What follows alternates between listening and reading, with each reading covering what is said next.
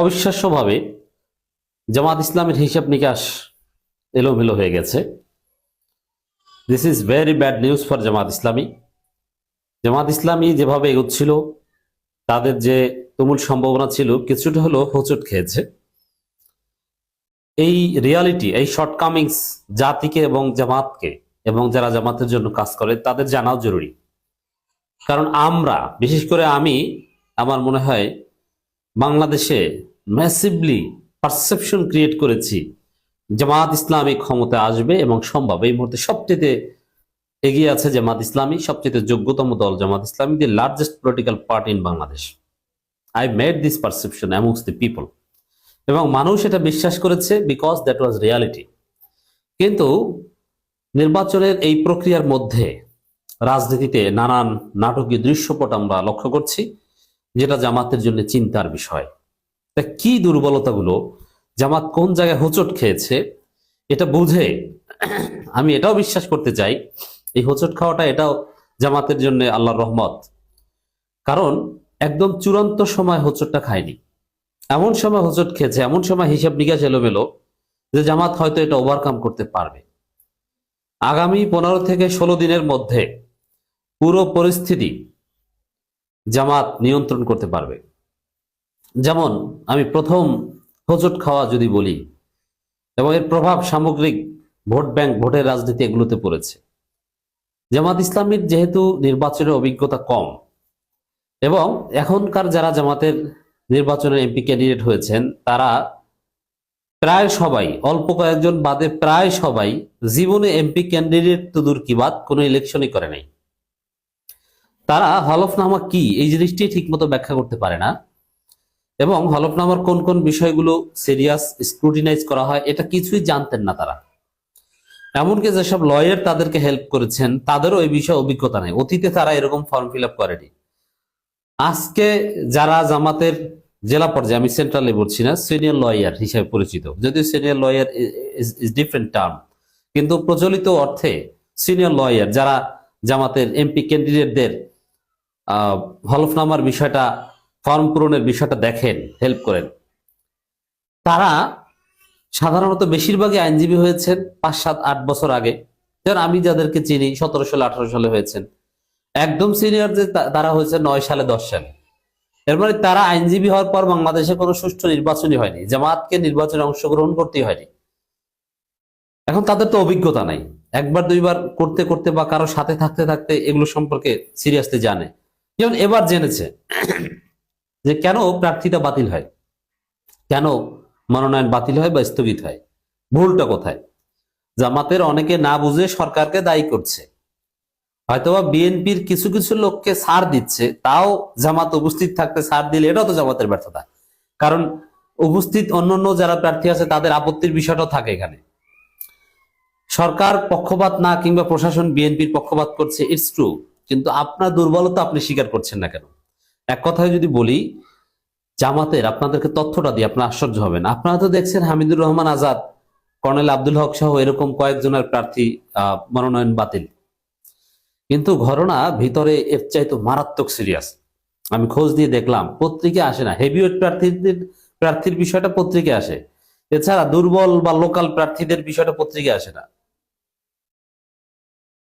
জামাতের এখন পর্যন্ত আপিলের আগ পর্যন্ত যে পরিমাণ প্রার্থীতা বাতিল হয়েছে এবং স্থগিত হয়েছে, তাতে জামাত তো 2 আসনও নির্বাচন করতে পারে না।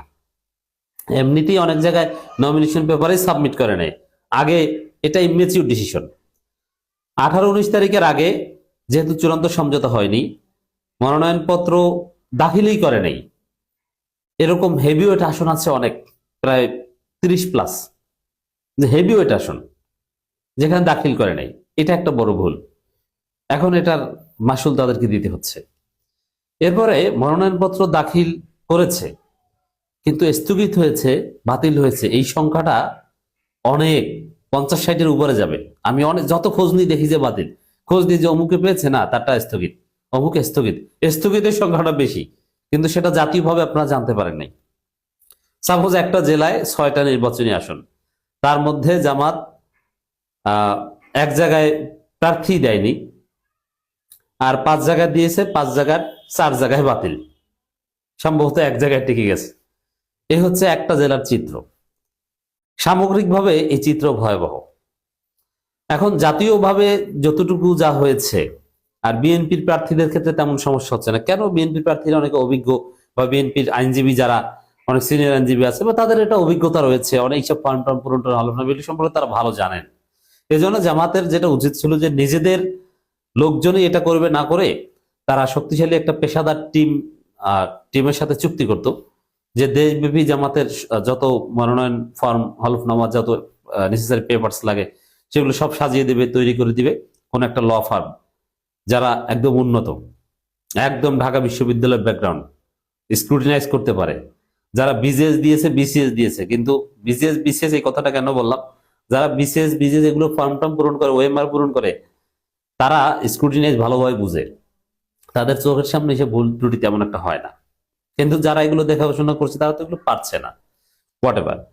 তো এইসব ভুল ত্রুটি করে প্রচুর পরিমাণ প্রার্থীর মনোনয়ন স্থগিত হয়ে রয়েছে। হয়তোবা আমরা বিশ্বাস করি ফেরত পাবে, তো এতে জামাতের হিসাব নিকাশ এলোমেলো হয়ে গেছে।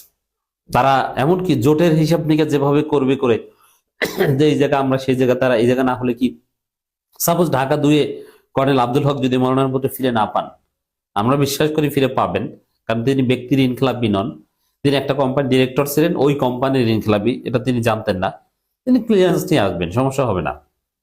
কিন্তু যদি বাই চান্স তার প্রার্থীটা ফিরে না পায়, আপনি চিন্তা করেন যে অবস্থাটা কি হবে। তো এই এই ভুলে একদম পুরো ইলেকট্রাল হিসাব নিকাশ চেঞ্জ হয়ে গেছে। চরমোনার সাথে এনসিবির সাথে হিসাব নিকাশ নানান কিছু এলোমেলো হয়ে গেছে, যার একটা প্রভাব, এমনকি তারেক রহমান আসার পর বা সামগ্রিকভাবে এইসব ভুল ত্রুটির ফলে একটা প্রভাব দৃশ্যমান, যে ঘুরে ফিরে ধানে শীষই হবে। জামাত জনপ্রিয়তা যতই থাক, তারা আসলে পারে না। কিন্তু আমি বিশ্বাস করতে চাই 19 তারিখ 20 তারিখের মধ্যে এই ভুলগুলো সব ওভারকাম করে, দু এক জায়গায় হয়তো অ্যাক্সিডেন্ট থেকে যাবে, কিন্তু বেশিরভাগ জায়গায় মনোনয়নপত্র ফিরে পাবে, প্রার্থীতা বহাল থাকবে, দেন আবার তারা রাজনীতিতে চালকের আসনে বসবে। এখন আরো একটা নেগেটিভ দিক বলে, হিসাব নিকাশ এলোমেলো, আমার কাছে যেটা মনে হচ্ছে, যেমন আমার দেশ, এটাকে বিএনপির লোকজন জামাতি পত্রিকা হিসাবে গালি দিত, এটা তো জামাতের পত্রিকা। কিন্তু তারেক রহমান দেশে আসার পর এই যে জামাতের টাকা পয়সা সঠিক জায়গায় ইনভেস্ট করতে পারে নাই, টিভি খুলতে পারে নাই, পত্রিকা নাই, নতুন কিছু করতে পারে না, অথচ 5 আগস্টে এরকম 10-15টা করার কথা ছিল। আমার দেশ ছিল জামাতি পত্রিকা অ্যাকর্ডিং টু বিএনপি, সে আমার দেশে এখন বিএনপি মনে হয়ে গেছে। মাহমুদুর রহমান তারেক রহমানের সাথে সাক্ষাৎ করেছে এবং তারেক রহমানকে কনভিন্স করার চেষ্টা করছে। This is very significant. এবং আমার দেশের রিপোর্টের ধরন দেখেন, তারেক রহমান দেশে আসার পর বিএনপি ময় হয়ে গেছে, এবং জামাতকে আলাদা কোনো প্রিভিলেজ দিচ্ছে বলে মনে হচ্ছে না। তো দর্শক, সব মিলিয়ে জামাতের জন্য এখন একটা কঠিন সময় যাচ্ছে, তবে আগামী 15-16 দিন পর আবার পরিস্থিতি ঠিক হয়ে যাবে। তো যারা জামাত নিয়ে কাজ করেন, আমাদের আলোচনা শুনছেন, এই দুর্বলতাগুলো বুঝে ওভারকাম করা দরকার। আর যদি মনে করেন এটা দুর্বলতাও না, তাহলে আপনার আম সালা সব যাবে। যেহেতু আমরা আপনাদেরকে স্বপ্ন দেখিয়েছি, আমরা আপনাদেরকে সতর্ক করছি এই দুর্বলতাটা চিহ্নিত করে।